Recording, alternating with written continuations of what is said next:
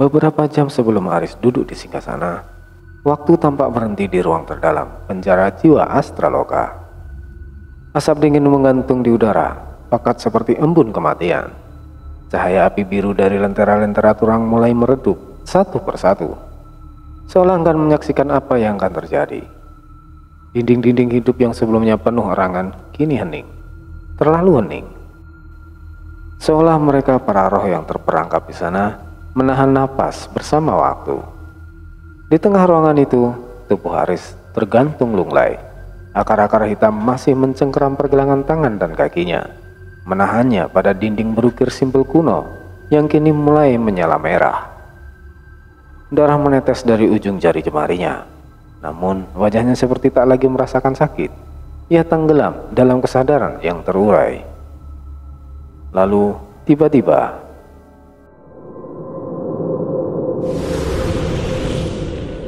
suara seperti logam panas mencabik batu terdengar dari tubuh Aris. Cahaya merah menyala terang dari punggungnya, memancar menembus baju compang-camping yang ia kenakan. Sebuah segel bundar yang selama ini tersembunyi di bawah kulitnya perlahan muncul ke permukaan. Simbol kuno dalam aksara Jawa berbentuk melingkar, berdenyut seperti jantung yang baru dihidupkan kembali. Udara mendadak berubah, suhu turun drastis, lalu melonjak tinggi dalam satu hembusan nafas. Ruangan itu bergetar hebat, seperti sedang menahan sesuatu yang hendak menerobos dari balik dimensi. Dari segel yang terbuka, asap hitam pekat mulai menyembur keluar, menggulung seperti arus badai, meliuk di udara membentuk spiral gelap yang menghisap cahaya di sekitarnya. Dinding-dinding penjara mengerang, jeritan-jeritan roh yang terkurung menggema, saling tumpang tindih tak lagi memohon, tapi menangis ketakutan. Asap itu mulai membentuk sebuah tubuh, tinggi, tegap, dan mengerikan. Sosok itu sepenuhnya muncul dengan tinggi hampir 3 meter, membungkuk sedikit karena langit-langit terlalu rendah untuk tubuhnya yang besar. Kulitnya hitam legam, bukan seperti arang, melainkan seperti batu bara mati yang menyimpan bara, berkilau samar saat terkena cahaya. Tangannya menyala api biru pekat. Api itu tidak memancarkan panas biasa, melainkan aura yang membuat dinding-dinding penjara berderak keras. Kepalanya bertanduk satu sebelah kiri, yang sebelah kanan terlihat patah. Matanya kosong tanpa pupil, namun memancarkan cahaya kemasan seperti menembus siapapun yang melihatnya. Sorotan yang membawa ribuan tahun dendam yang terkubur. Ia tidak bicara, tidak bergerak banyak, hanya berdiri. Tapi kehadirannya menggetarkan dunia gaib itu sendiri. Jeruji-jeruji tulang bergetar, tanah retak, akar-akar melilit, menggeliat seperti ingin lari. Bahkan kabut yang biasanya diam ikut terseret, menjauh dari tubuhnya. Dan saat aura itu menyebar, seisi kerajaan Astraloka merasakan kehadirannya. Prajurit-prajurit gaib yang berjaga di gerbang utama langsung berlutut tanpa tahu mengapa. Roh-roh tua yang tertidur terbangun dan mengerang dalam ketakutan. Burung-burung malam berjatuhan dari langit. Api dari lentera kerajaan padam seketika. Di koridor luar ruang penjara, Resi Suryodarmo yang tengah memantau ritual dari kejauhan mendadak terduduk lemas. Tubuhnya bergetar, wajahnya membiru, matanya melebar. Tidak mungkin. Itu, bisiknya, lututnya bergetar. Lalu ia lari. Jubahnya melambai kencang saat ia kabur menyusuri koridor.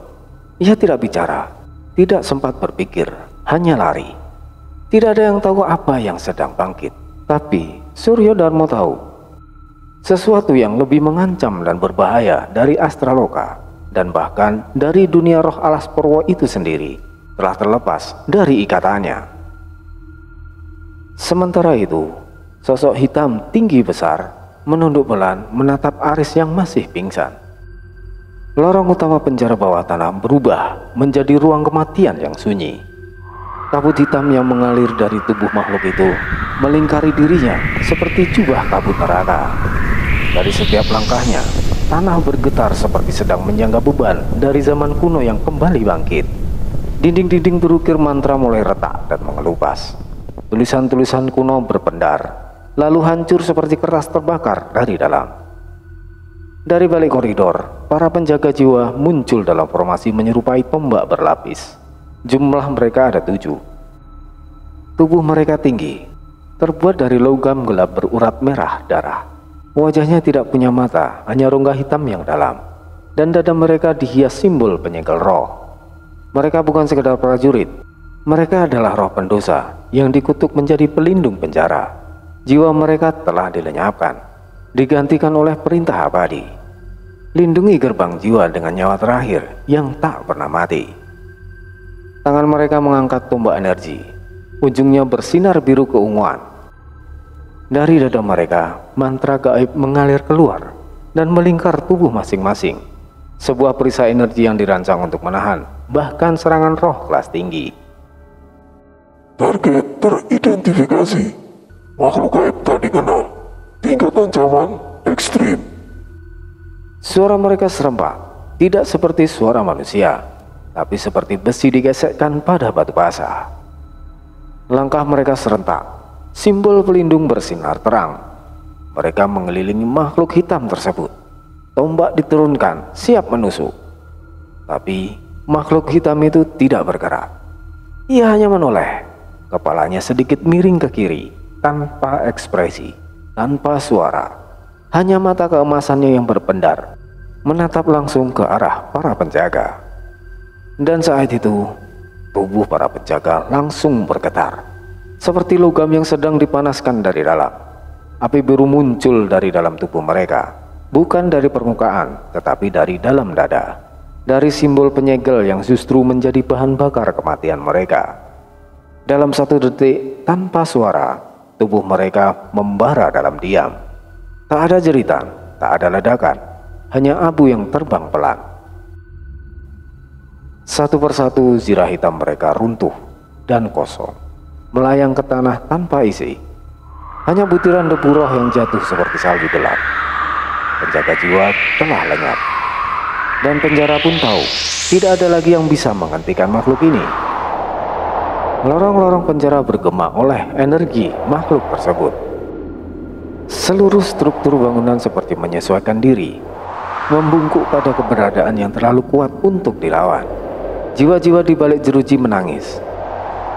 Beberapa berdoa, beberapa teriak histeris, dan sebagian hanya menatap langit-langit dan membisikkan nama-nama yang bahkan mereka sendiri tak ingat artinya. Makhluk hitam melangkah maju.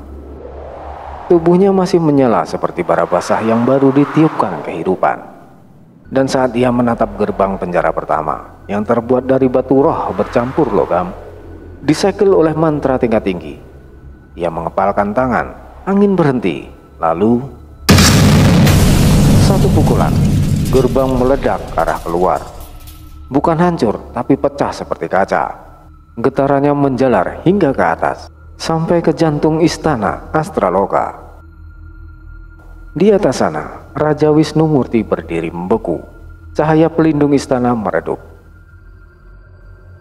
Dari balik kabut tebal yang mulai memekat, setelah gerbang penjara dihancurkan, terdengar suara logam berat yang beradu dengan batu. Langkah kaki yang lambat tapi berat menggema dari ujung lorong gelap. Kabut terbelah-belah, dan muncullah sosok raksasa berzirah hitam legam dengan 2 tanduk melengkung dari helmnya. Tubuhnya dilapisi lempeng besi tua yang dipenuhi ukiran mantra kuno. Di punggungnya tergantung sebilah pedang goib. Panjangnya hampir menyamai tubuh manusia dewasa, dan gagangnya bersinar redup dengan warna emas kehijauan. Ia adalah panglima penjara, penjaga tertinggi ruang siksaan, dan pelindung segel jiwa terdalam Astraloka. Dalam seluruh catatan sejarah dunia goib, ia belum pernah dikalahkan. Tapi saat kabut mulai menipis dan sorot matanya menangkap sosok yang berdiri di tengah reruntuhan penjara, ia berhenti. Langkahnya membeku. Tubuhnya yang biasanya kokoh tiba-tiba kehilangan keseimbangan sejenak. Tangannya menggenggam gagang pedang dengan kaku, tapi tidak bergerak. Di balik helm, mata merahnya membesar. Dada lapis baju itu naik turun. Napasnya menjadi kasar. Dan dari bibirnya yang kering terdengar bisikan lirih nyaris tak terdengar di antara suara api dan erangan jiwa-jiwa lain. Noyo Genggong, Raja Jin Api Tanah Jawa yang hilang. Suara itu keluar tidak sebagai seruan, tetapi sebagai pengakuan. Panglima tidak mendekat, ia hanya berdiri diam dari kejauhan. Tangan kanannya gemetar halus, bukan karena takut pada kekuatan fisik, tapi karena ia mengenali aura itu. Aura yang dalam naskah kuno pun hanya ditulis sebagai yang tak boleh disebut. Legenda menyebutkan bahwa Noyo Genggong bukan hanya makhluk gaib biasa, bukan pula sekedar Raja Jin. Ia adalah roh pemberontak dari Tanah Jawa yang datang untuk menentang ketentuan takdir antara dunia manusia dan dunia roh.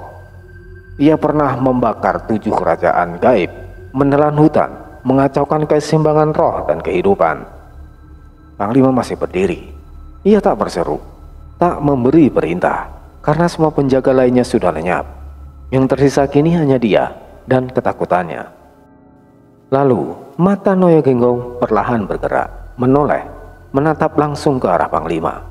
Tak ada senyum, tak ada emosi, hanya mata emas yang menyala, menembus jirah, menembus jiwa. Dan dalam sepersekian detik, Panglima mundur 1 langkah. Pertama kalinya ia takut. Dan dalam diam langkahnya, dalam sorot tajam Noyo Genggong yang mengarah padanya, Panglima penjara tak bisa menahan kilatan memori lama yang tiba-tiba menerobos ke dalam kesadarannya. Tidak mungkin, pikirnya, tapi pikirannya tak mampu menolak. Bayangan itu, bayangan yang terpendam lama muncul lagi, dengan terang dan menyilaukan. Langit saat itu terbakar merah. Tanah gaib di Jawa bukan lagi tanah, melainkan padang api, tempat ratusan jin dan makhluk astral bertempur melawan sosok mengerikan Noyo Genggong. Ia mengamuk tanpa bentuk pasti, kadang tinggi, kadang meluas seperti bayangan, melenyapkan desa-desa gaib dan merobek garis antara dunia manusia dan dunia roh. Api biru keluar dari tangan dan mulutnya, dan setiap kata yang diucapkan menjadi racun bagi jiwa. Tapi dari tengah kehancuran muncul satu sosok manusia, Basabar, masih muda, rambutnya hanya sebahu, mata tajam, dan tubuhnya berdarah puluhan luka, melawan Noyo Genggong. Tapi ia tetap berdiri tanpa goyah. Di atas tanah yang terbelah, ajian andalannya telah dirapal. Badar geni bersatu dalam napasnya. Di belakangnya jin-jin pendamping berdiri siap mati. Beberapa sudah terbakar, yang lain tetap membaca mantra. Tapi Mbah Sabar tidak mundur. Kowe ra bakal nguasani lemah iki Noyo Genggong. Keblinger kuasamu. Saiki waktumu wis rampung. Dan dalam satu hentakan tangan, pukulan Badar Geni terakhir dilepaskan. Ledakan cahaya merah membelah langit dan membelah tubuh Noyo Genggong. Rohnya terpecah, lalu disegel. Noyo Genggong kalah, namun bukan menghilang. Kembali ke masa kini. Langkah kaki Noyo Genggong mengguncang lantai penjara. Tidak cepat, tidak tergesa, tapi tiap injakan membuat batu lantai terbelah. Ruang penjara yang megah dan mencekam itu, yang telah berdiri ribuan tahun untuk mengurung makhluk-makhluk roh, kini merintih seperti makhluk hidup yang sedang ditusuk dari dalam. Simbol pelindung di lantai menyala, lalu mati. Ukiran mantra runtuh, dan di hadapan Noyo Genggong, gerbang utama penjara atas berdiri menjulang, menjaga jalur ke ruang kerajaan dan dunia permukaan. Tangannya terangkat, api biru membara, bukan di telapak tangan, tapi di tulang-tulang tangannya sendiri. Api itu mengalir seperti darah roh, mengitari tangannya hingga ke jari. Lalu terkumpul menjadi bola nyala yang memancarkan cahaya panas. Ia mengepalkan tangan.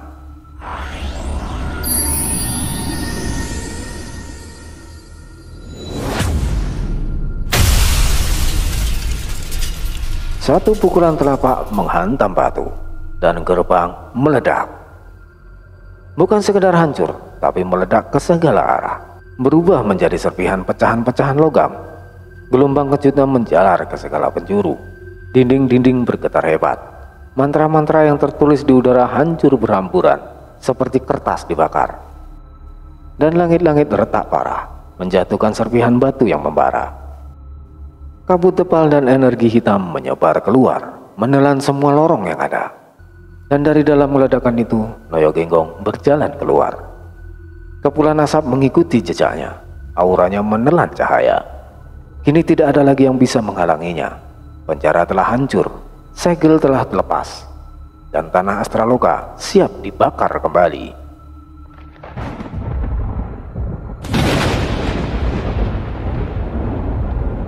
Suara guntur goib terdengar dari langit.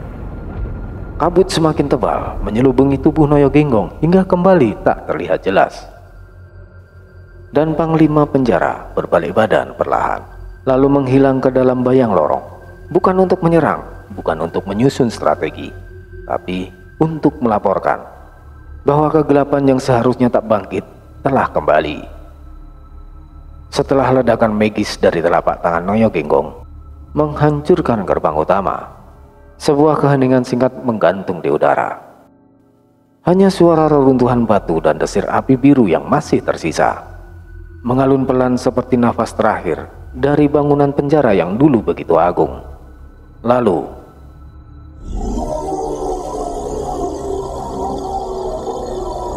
teriakan pertama pecah dari salah satu lorong samping, disusul teriakan lainnya, kemudian ribuan. Sel-sel penjara yang selama ini tersegel oleh mantra roh mulai terbuka satu persatu. Pintu-pintu besi yang seharusnya tak bisa dibuka oleh tangan panah kini terbuka begitu saja tanpa disentuh. Tidak terdengar bunyi kunci berputar, melainkan suara gemeretak jiwa yang terbebas. Dari balik sel-sel itu, makhluk-makhluk aneh melangkah keluar. Ada yang masih berwujud manusia, tapi dengan kulit terkelupas dan sorot mata kosong, seperti cangkang yang kosong. Ada pula yang tak berbentuk, hanya gumpalan kabut gelap dengan wajah-wajah yang terus berganti, menjerit, tertawa, merintih dalam satu waktu. Beberapa melompat kegirangan, mengangkat tangan ke udara, dan memekik seperti anak kecil yang kembali menemukan kebebasannya. Tapi sebagian lain justru berjalan terhuyung. Tubuh mereka menggeliat seperti tak lagi mengenali bentuk dirinya sendiri. Kesadarannya kacau, tercabik oleh penyiksaan ratusan tahun. Teriakan itu bukan berasal dari mulut, tapi dari jiwa-jiwa yang remuk, menggema langsung ke dalam pikiran siapapun yang mendengar. Jiwa-jiwa ini tak lagi mengenal batas. Sebagian langsung menyerang satu sama lain, saling melahap dalam wujud roh seperti makhluk lapar yang berebut energi. Yang lain dengan tatapan hampa mulai menyusuri lorong-lorong, mencari cahaya, arah, atau sekedar tempat untuk menghilang. Salah satu roh melayang ke atas, bersinar seperti bintang pecah, lalu meledak menjadi hujan darah goib yang tak kasat mata. Sementara itu, aura dari tubuh Noyo Genggong menyebar ke seluruh penjuru penjara, seperti nyala api yang menyalakan bara dendam di dalam dada para tahanan. Ia tidak memimpin mereka, ia tidak memberi perintah, tapi kehadirannya adalah tanda bahwa segalanya telah bebas. Langkah-langkah arwah, teriakan dendam, suara tawa, tangisan, mereka membaur menjadi orkestra kematian, memenuhi udara penjara yang kini tak lagi punya penjaga. Lorong-lorong penjara runtuh satu persatu. Dinding batin para makhluk yang terkurung ikut hancur bersamanya. Dan dalam kehancuran itu kerajaan Astraloka mulai merasakan getaran takdirnya berubah. Kabut hitam yang merembes keluar dari tubuh Noyo Genggong kini telah menjalar ke seluruh penjuru penjara bawah tanah. Namun, kabut ini bukan sekedar uap atau debu roh biasa. Ia hidup, ia bergerak dengan arah dan maksud, menyusut ke celah-celah dinding, merambat ke lorong-lorong tersembunyi, dan menyelimuti apapun yang ia sentuh. Begitu kabut itu menyelimuti seluruh ruangan, dunia penjara berubah. Udara menjadi pekat dan menggumpal, cahaya lentera memudar hingga padam sepenuhnya, tergantikan oleh kilatan api biru yang muncul dari dinding-dinding penjara, membakar simbol-simbol kuno yang selama ini menjaga kestabilan ruangan. Suara ukiran mantra terbakar, seperti tulang disayat dengan logam panas. Simbol-simbol itu menghilang satu persatu. diiringi oleh suara goib yang mengerang, seolah kesakitan saat kekuatan mereka dicabut secara paksa. Para tahanan yang kini bebas dari kurungan dan rantai spiritual berlarian ke segala arah. Sebagian langsung membaur ke dalam kabut, menghilang tanpa jejak seperti kembali ke bentuk asal mereka. Sebagian lainnya justru berlari menuju Noyo Genggong, berlutut dalam kobaran api, menyerahkan tubuh dan jiwanya dengan sukarela. Mereka bukan lagi jiwa menderita, mereka adalah pengikut setia yang baru dibangkitkan. Kabut di sekitar Noyo Genggong tampaknya mengenali mereka, mengitari dan menyerap energi mereka, menjadikan mereka pasukan pertama kebangkitan. Namun, tidak semua bertekuk lutut. Ada yang hanya ingin kabur, berteriak histeris, membentur tembok, atau saling membunuh. Jiwa-jiwa ini kehilangan akal karena terlalu lama dikurung. Kesadaran mereka tercerai-berai, logika mereka hancur. Mereka hanyalah fragmen dari siapa mereka dahulu. Dan di tengah kekacauan itu, jeritan, tawa gila, dan mantra kuno mulai bergema bersamaan. Suara-suara itu bercampur dalam satu harmoni menakutkan, seperti orkestra neraka yang memainkan lagu kematian. Langkah kaki berlari, suara dinding roboh, gesekan besi, tangisan, dan tawa lepas menggema silih berganti. Api biru melahap pilar-pilar batu tua, membuat bangunan penjara berguncang dari dalam. Noyo Genggong tetap berdiri diam, satu lengannya terangkat, dan dalam keiningan singkat semua api biru dari lorong-lorong kembali ke arahnya, menyatu di udara, membentuk pusaran kecil di atas kepalanya. Ia seperti jantung kehancuran, dan kekacauan adalah nadi yang berdenyut mengikuti denyut jiwanya.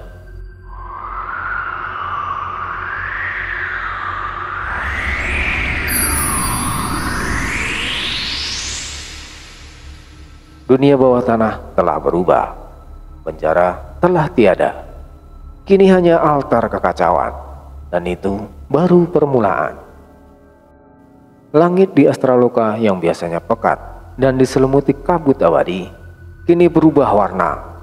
Awan hitam menggulung cepat, bukan tertiup angin, melainkan diseret oleh sesuatu dari dalam tanah, sesuatu yang seharusnya tak pernah bangkit.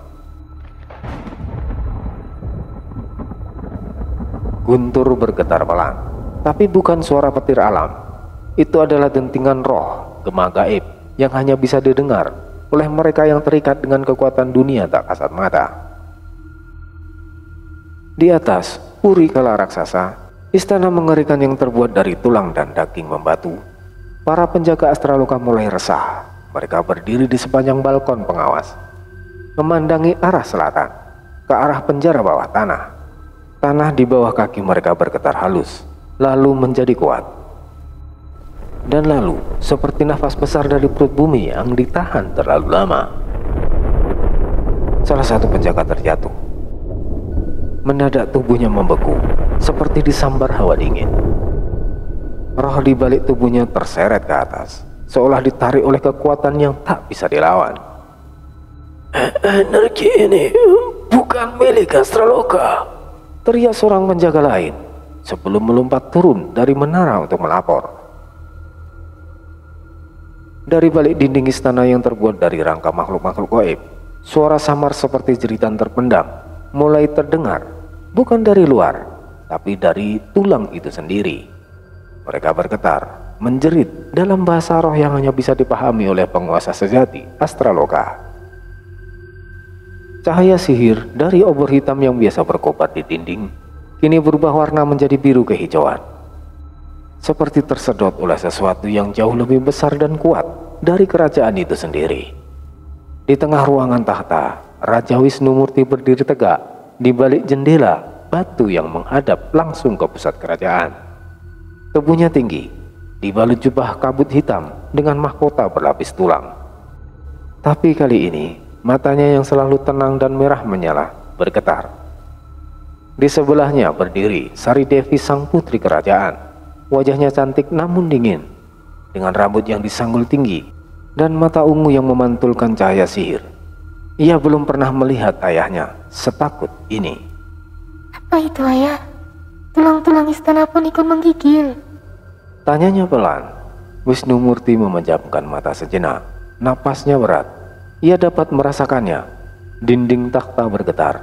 Lantai dari batu roh mulai merekah. Retak kecil muncul di bawah pilar utama. Dan dari balik lantai, uap tipis keunguan mulai naik perlahan. Sesuatu sedang mendekat. Tekanan, bukan sihir, tapi seperti sebuah kehadiran yang tidak bisa ia lawan. Aura dari dasar penjara bukan aura biasa. Itu bukan makhluk, bukan pasukan, bukan pemberontak. Itu adalah kebangkitan roh yang tertinggal sejak zaman sebelum kerajaan ini dibentuk. Sesuatu yang lama terkubur telah bangkit. Wisnumurti akhirnya berbisik. Sari Devi mematung, jantungnya berdetak cepat. Sebuah naluri halus dalam dirinya, naluri yang hanya dimiliki darah bangsawan dunia gaib, menyentuh inti ketakutannya. Ayah, kita tidak akan bisa menghadapinya, bukan? Tanya Sari Devi pelan. Wisnumurti tak menjawab. Ia hanya menggenggam tongkat sihirnya lebih erat. Kembali ke penjara. Ruang utama penjara bawah tanah kini tidak bisa dikenali lagi. Koridor yang dulunya lurus dan gelap kini dipenuhi lubang-lubang besar, seperti mulut gaib yang menganga, menghisap sisa energi di sekitar. Akar-akar tua dari dunia bawah menjalar ke langit-langit, menggantung seperti daging yang membusuk, meneteskan cairan berwarna hitam dan merah tua. Api biru membakar simbol-simbol pelindung di dinding, menjalar seperti urat nadi yang menyala panas. Setiap simbol yang meleleh menjerit pelan, seakan sadar akan akhir tugasnya. Beberapa bahkan meledak kecil, meninggalkan bayangan wajah-wajah yang pernah dipasung di dalamnya. Suara-suara dari makhluk bebas, roh-roh, jin, dan makhluk gaib lain yang tanpa nama menari di udara dalam bentuk asap tipis. Beberapa membentuk siluet manusia yang menangis. Yang lain hanya bola cahaya merah yang berputar, menghantam satu sama lain, seperti anak-anak liar yang berebut kebebasan. Tanah retak mengeluarkan aroma belerang dan darah.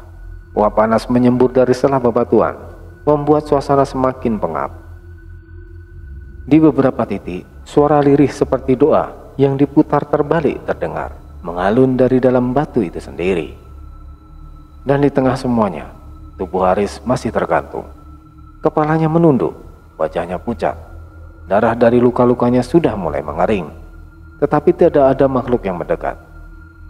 Bahkan roh-roh terganas yang sebelumnya menyerang penjaga kini menjauh dari tubuhnya, seolah ada aura yang tidak mereka pahami, tapi mereka takuti. Api biru yang melahap dinding berhenti di satu garis tak kasat mata, memutari tubuh Haris, lalu berbalik arah. Debu, reruntuhan, kabut gelap, dan gemuruh energi seakan menghormati zona kosong itu, menjadikannya seperti pusat dari badai yang belum meledak. Dan entah dari mana, sebuah getaran kecil muncul dari dada Haris. Bukan getaran tubuh, tapi getaran jiwa. Langit di Astraloka berubah. Awan hitam berkumpul melingkari sebuah pusaran yang membuka lubang langit. Suara serak, suara dari dimensi lain menggema lirih, seolah menyanyikan kidung kematian yang tak diketahui siapa penciptanya. Di pelataran istana, pintu gerbang bertaring terbuka. Kabut gelap berhembus keluar dan membentuk koridor raksasa yang menyambut para panglima tertinggi Astraloka. Mereka datang beriringan, langkah mereka mengguncang tanah. Setiap tapak memancarkan aura yang bisa membuat makhluk rendahan lumpuh hanya karena mendekat. Raksasa goib, Panglima Singowono, berbadan manusia setinggi 2 pohon kelapa, dengan kepala harimau putih bertanduk, membawa gada perak yang menyerap cahaya. Panglima Kalusoro, bertubuh kurus menjulang, bersayap, dan kepalanya ular yang terus-menerus menjulurkan lidah api, dan kulitnya bersisik batu. Panglima Birangguno, kepala burung hantu bermata 3. Setiap tatapannya bisa membaca niat jiwa. Di pundaknya bertengger tengkorak bayi iblis sebagai lambang penguasa keheningan. Aura mereka menjadi perisai terakhir istana. Mereka berdiri membentuk formasi setengah lingkaran di depan gerbang utama. Istana Astraloka takkan tunduk pada kekacauan. Seru Singowono, suaranya menggema seperti gelagar logam yang ditabrakkan. Namun, dari kejauhan, kabut biru menyibak, langkah pelan terdengar. Seolah bukan kaki yang menjejak tanah, tapi gravitasi yang menyeret dimensi. Saat sosok Noyo Ginggong keluar dari bayang-bayang itu, berdiri tinggi, membara, dan tak bicara, semua nyala di sekitar mereka padam. Wajah para panglima langsung berubah. Panglima Birangguno mundur satu langkah, tatapan mata ketiganya bergetar. Kalusoro mendesis, lidah apinya padam tanpa ia sadari. Singowono, yang awalnya paling agresif, berlutut tiba-tiba. Ia jatuh tanpa sempat mengucap kata. Gada peraknya terlepas, jatuh ke lantai. Dengan suara yang memekakkan, lalu diam. Mereka mengenali aura itu. Aura dari sang Raja Jin sebelum dunia goib mengenal kata raja. Aura dari makhluk pertama yang pernah menantang takdir, menantang langit, dan hampir memecah dimensi. Noyo Ginggong, gumam Kolosoro hampir tak terdengar. ia nyata. Sambung Birangguno, tubuhnya perlahan menunduk. Tak satu pun dari mereka berani mengangkat kepala. Aura Noyo Ginggong tidak hanya menekan tubuh mereka, tapi juga menyayat jiwa mereka. Darah mereka yang telah dicampur dengan energi abadi bergolak seperti angin keluar. Dan di belakang mereka, gerbang utama istana membuka.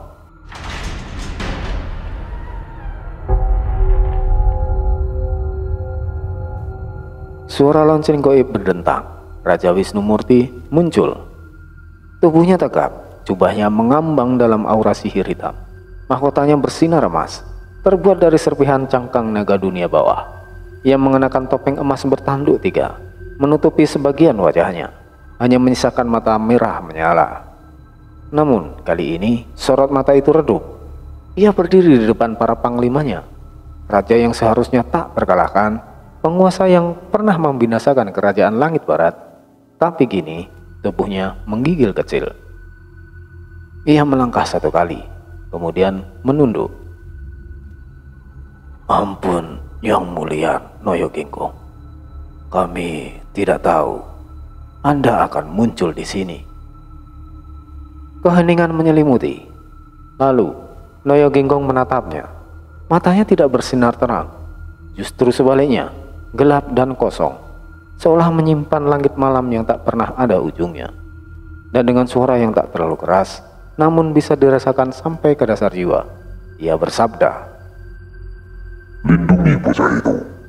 Jika ada suatu goresan lagi menyentuh tubuhnya, Astraloka akan aku hancurkan, seperti aku menelan kerajaan Laut Selatan waktu itu, hingga sisa-sisanya berubah menjadi kabut asin yang kalian hirup tiap malam. Langit menggelegar sekali. Para panglima bergetar.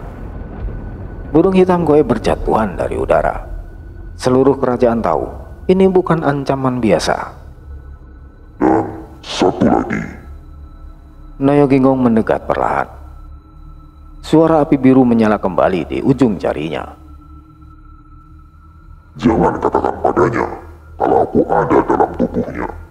Jika kau langgar Wisnumurti, tak akan ada tulang yang tersisa untuk dikuburkan.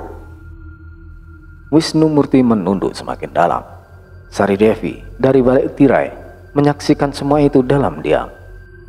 Setelah suaranya mengguncang tahta dan keberadaannya membungkam para panglima, Noyo Ginggong berbalik perlahan dari pelataran istana. Ia tidak membutuhkan pengikut, tidak pula kemenangan. Tujuannya hanya satu, Aris. Langkahnya menyusuri koridor menuju reruntuhan penjara.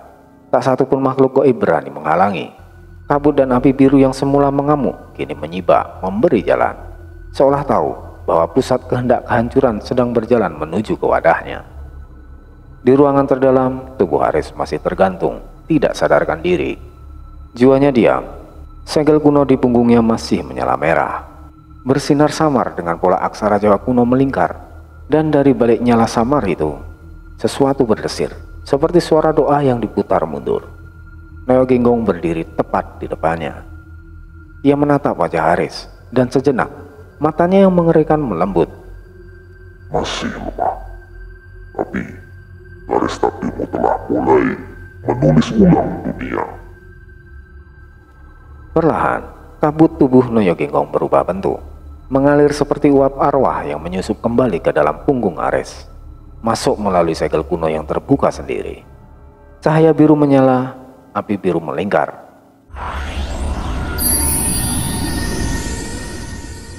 Dan hening.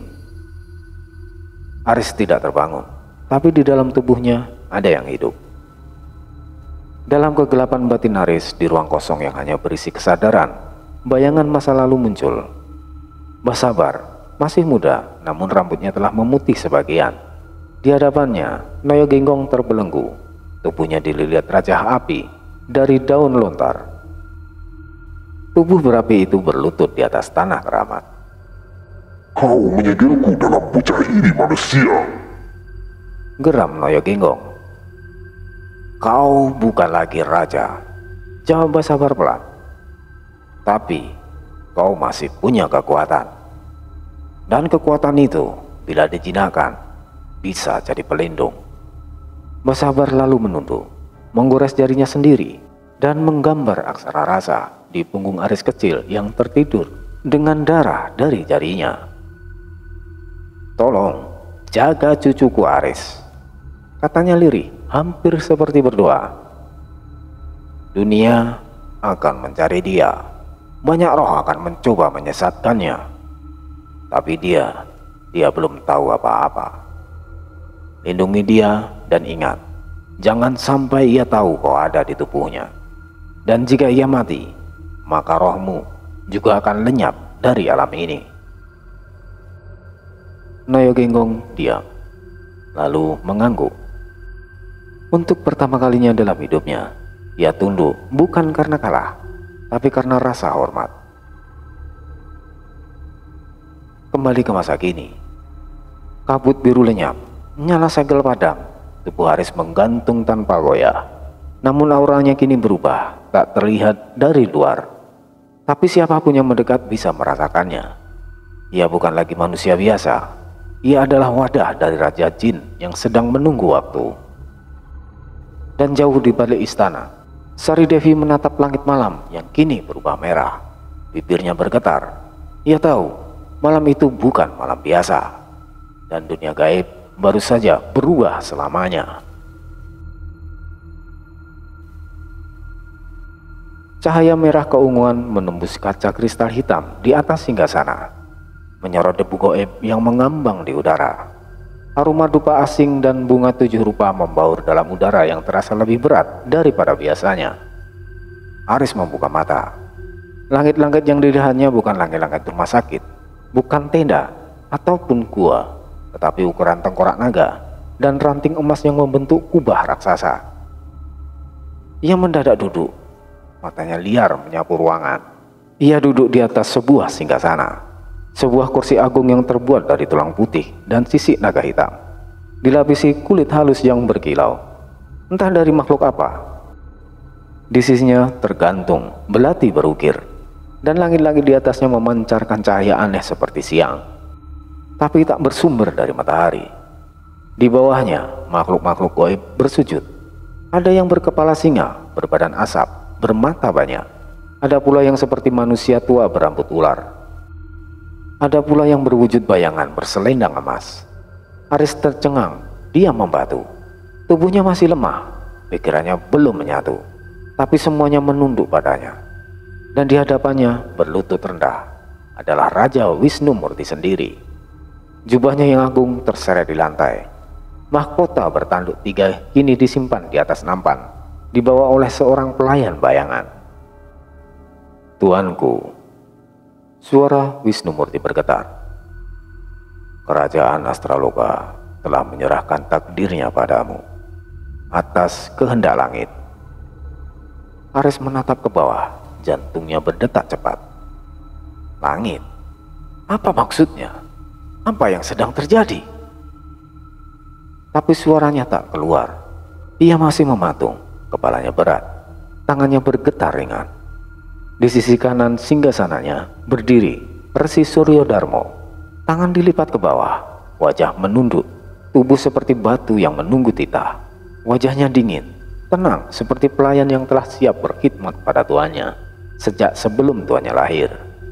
Sari Devi, putri raja, duduk di anak tangga kedua dari bawah, bersimpuh tidak pada ayahnya, melainkan pada Aris. Ia tidak berkata apapun, hanya memandang Aris dengan tatapan datar, namun dalam, seperti sedang mengukur apakah makhluk di hadapannya benar-benar pantas atas takdir yang kini ia sandang.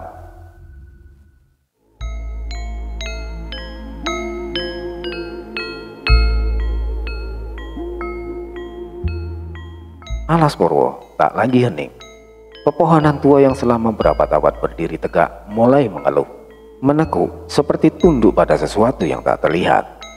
Tanahnya merekah, menyemburkan kabut merah yang berbau seperti darah yang terlalu lama tersimpan.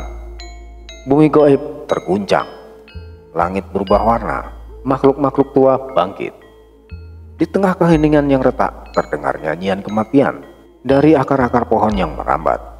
Suara-suara itu bukan berasal dari mulut, tapi dari alam sendiri yang berbisik.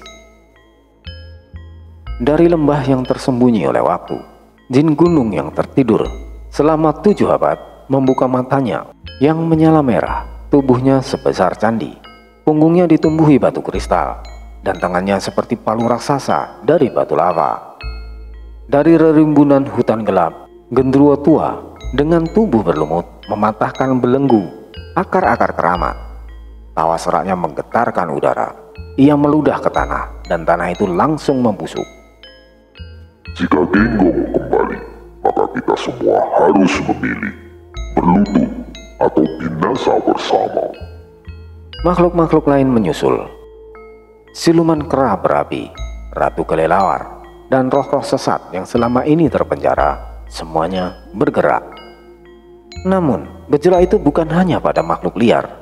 4 kerajaan besar Alas Purwo yang telah berdiam dalam ketegangan seimbang selama ratusan tahun terbangun dalam kepanikan. Kerajaan Niskalapura, kerajaan angin dan langit, dinding-dindingnya terbuat dari cahaya yang terperangkap. Awan tak pernah menyentuh puncaknya. Maharani Candrakirana, ibunda dari Sasmita, berdiri di altar sihir mengamati pusaran energi di langit. Matanya yang tertutup ratusan tahun terbuka perlahan. Suaranya lirih namun bergetar. Oh, itu kembali. Seorang prajurit roh menunduk dalam kepanikan. Ratu, apakah kita harus mengirim utusan? Tidak, Jawabnya.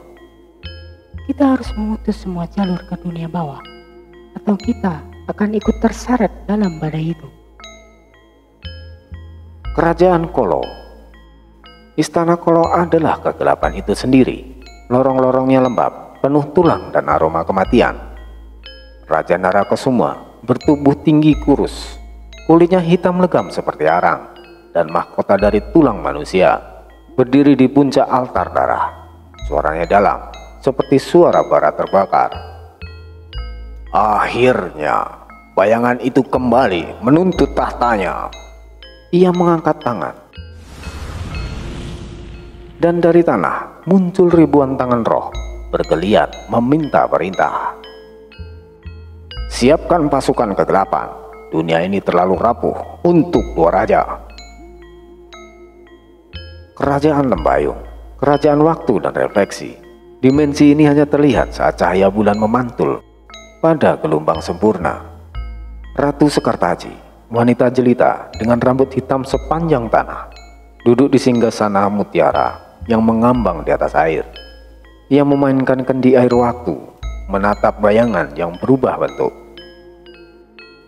Noyo Genggong, Bisiknya. jangan-jangan anak itu telah membuka segel. Ia berdiri pelan, rambutnya seperti jubah. Suaranya menyebar seperti angin ke seluruh lautan. Panggil peramal tertua. Aku ingin melihat jalur jiwa anak itu sebelum semuanya terlambat. Kerajaan Segorowiso. raksasa berlumut dengan mulut menganga di perut. Suaranya seperti kawanan serangga yang berbicara bersamaan. Ia bangkit dari lumpur suci yang bergejolak. Bau darah segel terbakar. Yani segel telah menuntut ulang lahirnya. Pasukan siluman laut berdiri di garis pantai, mendengar suara sang Prabu menyatu dengan ombak. Kita tak bisa diam. Jika Genggong merasuk ke tubuh manusia, maka darah manusia itu harus dihabisi. 4 kerajaan, 1 kekhawatiran. Takdir kini ada di tubuh seorang anak muda, Aris. Manusia yang bahkan tak tahu dan tak memahami makna dari semua kekuatan yang bersarang dalam dirinya. Dan satu suara gaib dari dalam bumi mulai berbisik. Perang akan datang, dan pusatnya adalah dari tubuh manusia.